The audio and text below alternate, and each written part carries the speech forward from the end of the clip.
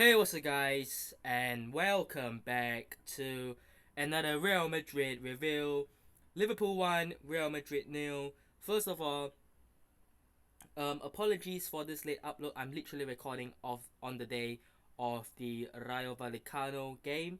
Um, First of all, I've been busy, and secondly, if Real Madrid had actually won or actually didn't lose, I would have, you know, sat here and told myself, yeah, just get this out of the way. Instead, I've had to spend a few days just sitting back and just thinking like of all the highs that we were building prior to this game. The momentum, you know, winning El Clasico, winning, was it 6 games in a row after the Madrid derby defeat. You go to Anfield against a Liverpool side that are not in form, they are not playing well, and as I said in the preview, the game was for the taking. The win was for the taking. And not only did we lose, we played worse. And look, first of all, let's say Liverpool played well, right? Liverpool actually turned up, and I was actually really afraid of this because I just had that freaking feeling deep down. What if Liverpool turn up, and this would be the kind of game they turn up and they start kicking, on some good momentum and good form, and that happened, right? They played so much better than Real Madrid did, and it's absolutely shameful that that was the case because I know you're playing away, tough atmosphere, right? But you can see so clearly that on the pitch, the players just had, you know, um, a tough time, and part of it I felt was a lack of urgency, and I also really felt that it was a lot of, you know, lack of mentality, lack of mental strength. Real Madrid are known in the big stages in the Champions League, in European football, you know, to have that mentality to fight back. We've seen it seasons after seasons after seasons, right? We see it every year when it comes to playing the big teams, the big boys in the big competition. We turn up. And even if we don't turn up for the full 90, when it matters most, the last, you know, um, 15, 20 minutes, or even when we're just losing, Real Madrid at least show that little bit of fight and bite. Even if we don't win, we at least show that bite. And if we end up drawing or losing, we can at least say, you know what, we gave it our all. We weren't good enough in the first half. Second half, we were much better. We came in, we fought as hard as we could. Their keeper was just unstoppable, or their defense was just brilliant. But it's neither of that. Mamadashvili did basically nothing. He had one save in the first half, and that was pretty much it. Their defense, yes, they had to, obviously, lock up Vini and Mbappe really um, well, and really on multiple occasions. But I mean, Conor Bradley was arguably the best Liverpool player on the pitch. Like, Vini just had no answers to Conor Bradley, and it should be the other way around. By the way, we are talking about Vini Jr., one of the best wingers in the world when he's at his absolute best. And with all due respect, Conor Bradley, brilliant player, absolutely fantastic young, right back that, you know, is a very good one-on-one defender, right? But when you look at Vinny Jr., you expect him to be giving Conor Bradley problems. You expect him to be testing the right back. Vinny is quicker. Vinny, we know when he's at his best, he can run past players, he can take on his man, get past his man, dribble past his players. He can do it. But where is that Vinny Jr.? We've been calling it out for so long now, and it's getting to a point where it's actually frustrating. Yes, he's doing the team because when we win, when we're playing well, he is contributing. The stats don't lie. The GAs don't lie. But in the big stages, and in terms of the eye test, in terms of seeing him do what he does best when he's playing at his best, the flair, that sort of courage to take on his man, that sort of ability to just get past anyone, where is that player gone? We haven't seen it in 1.5 seasons now, have we? Right? Where has that player gone? And is there even any sort of excuse that we can justify for Vinny Jr.? Because what is the excuse? He hasn't been playing well for a solid 12, close to 18 months now, right? And when I say well, I don't mean stats. Like I said, when the team is playing well, he is involved. But we need a player to be involved even when the team isn't playing well. And Mbappe, we know, last season especially, whenever Real Madrid weren't playing well, at least Kylian Mbappe was one of the few players, especially in the attack, that was still trying his best, getting goals here, helping out here, pulling the strings for the attacking side of the pitch. Where's Vinny? Obviously against Liverpool, I thought 10 players all played terribly, except for Thibaut Courtois. By the way, someone built a statue for Thibaut Courtois, because time and time again, this man is doing the unbelievable stuff, right? He is saving this team from humiliation. Without Thibaut Courtois, this would have been 4, 5, 6, 7-0. It could have been. It really, really could have been a humiliation, right? You can tell Van Dijk was laughing it off. Konate was laughing. Their players just couldn't believe that they didn't score. Up until the point where obviously McAllister scored. But prior to that, the amount of chances they had 4 or 5 really, really solid chances that should be going in, if not for one man. This man has single-handedly stopped us from losing 4-0 at least. And I think that it's not a one-time thing. It's been going on for years now. And there's this quote that I always really go back to. If your keeper has to do his job, the rest of the team, especially the defenders, haven't done their job. And that is something that I fully agree with. When it comes to Real Madrid, when it comes to the amount of times Thibaut Courtois has to bail us out, I'm looking at the defense. I'm looking at Dean Huijsen. That man just looked like he's the first time he's playing football. I'm looking at, the midfield. Just absolutely, nothing. No spine. Camavinga, it was an absolute disaster class from Camavinga, by the way. Like every single pass, he was giving it away. Every touch, it was too heavy. It was just mistakes after mistake. And I was saying, bring him off. At halftime, I was thinking, get him off. Okay, we cannot do that, right? And because we tried to do what we did against Barcelona, Camavinga was often on the right. The attacks were all on the left. Vini was the one carrying the ball all the time. And obviously, we missed Masantuono a lot. But come on then, halftime, you go into the break. You're getting absolutely destroyed. At halftime, your team is not playing well. Camavinga on the right isn't working. Take him off. Bring Brahim Diaz on. You have nothing to lose now, really. Bring Rodrigo on. Doesn't matter if he's playing on the right. At least have someone who can take on his man. Robertson was absolutely, free. He has nothing to do. Could have put a chair there for him and said, yeah, have a nice coconut drink, sit down there, like you're in a Hawaiian beach. Just sit there, man. Just relax. Nothing was going on right hand side. Left hand side was literally where we had to do our stuff.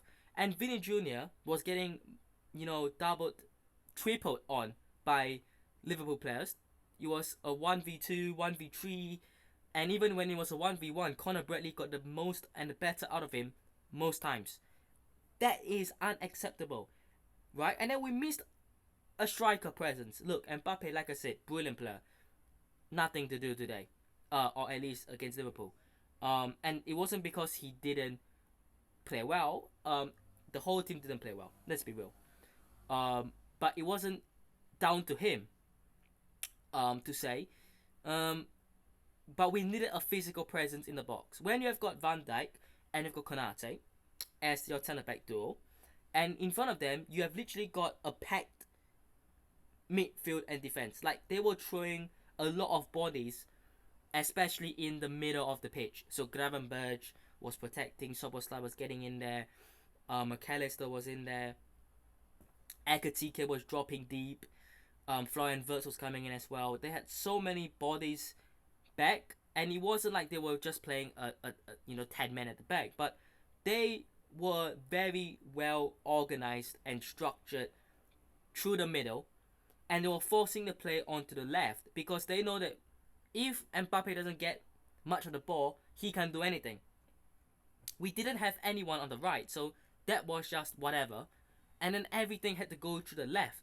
And by the time the ball was on the left, all they had to do was send two players up against Vinny Jr., and there was no way we were going to break that defensive structure, that midfield and defensive structure that Liverpool had, because we came into this game so reliant on Vinny and Mbappe as the two players to do it.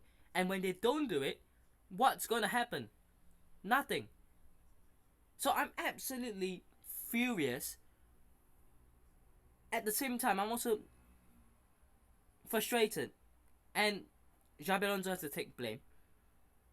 The subs were very late, and Liverpool by then were just able to put on some defensive numbers. And even when we make the subs, nothing happened, to be honest. But look, the amount of physical battles, and I was saying this, man. I'm not scared of Salah, and I know that sounds crazy. In the preview, I said from corners, especially corners, but any form of set pieces, I'm very scared. When they've got the likes of Van Dijk, when they've got Konate, and they didn't score, it was one of the shorter players in McAllister, but Liverpool were always going to win using physical strength and aerial abilities. I was confident that we weren't going to let them score based off technical and just running past the entire team, right? We didn't see that. Salah didn't do that. Ekatike didn't do that. Wirtz didn't do that. But it doesn't matter if you can't defend a set piece. And that free kick that Bellingham gave away was stupid. Just let him go. Let him do what he wants. What's he gonna do? And to give away a cheap free kick in such a dangerous position, oh my word, man! This is literally amateur mistakes. This is literally like things that you are taught not to do, right? Bellingham took one, and he gave away the goal. Basically, that was so unnecessary and so stupid. I don't understand. Like I said, no one played well. Thibaut Courtois, give him another match. He deserves more than that. He deserves a statue, man. Fede Valverde, not the same player that he was. Just look, he didn't face up against a player like Luis Diaz. And I said in the preview again, I was more scared of a player like Luis Diaz who can run straight at him. But still, I thought Fede Valverde, when Liverpool were pressing, he just cracked under pressure. He just fought under pressure. And again, he is a player who isn't a right back that has to play right back. So I'm not gonna blame him all the way, because he definitely wasn't the best or the worst player. He was just, below par, but nothing great. He was average, really. I thought Militao was one of the better players of the worst, the best of the bunch, but it doesn't mean that he played great. Huijsen had a terrible game. Carreras had a good game, in my opinion. Again, similar to Militao, not good in terms of they played really, really well, but they played well in terms of the comparison to the rest of the team. Tchouaméni is going to get a lot of memes, a lot of hate. For me, was it a penalty? No. And you're going to say you're biased. I just don't see where and how Chouameni can avoid that. He did not intend to do that. You can see the shot is coming at him. He has basically no time to react.